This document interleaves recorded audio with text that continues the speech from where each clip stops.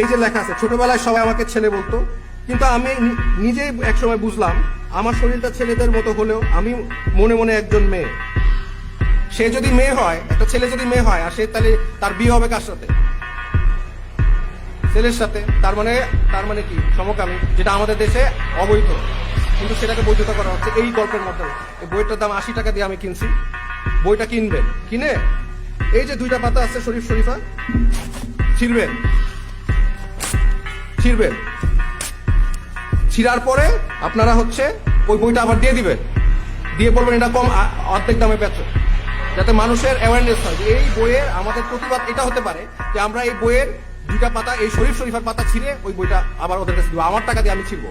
আমি বই কিনা বই ছিঁড়বো, 2টা পাতা ছিঁড়বো, ছিঁড়ে আমি আর দোকান তার কাছেই দিব, বলবো তুমি তোমার টাকা আমি কিনছি, তোমার লাভ হয়েছে, বই আরো লাভ করো, তুমি আরো 40 টাকা লাভ করবা, হাফ দামে বেচো।